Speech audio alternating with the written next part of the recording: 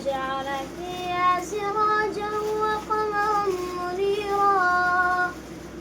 وهو الذي جعل الليل والنهار خلفة لمن أراد أن يذكر أو أراد شكورا وعباد الرحمن الذين يمشون على الأرض هونا وإذا خاطبهم الجاهلون قالوا سلاما والذين يبيتون لربهم سجدا وقياما والذين يقولون ربنا اصرف عنا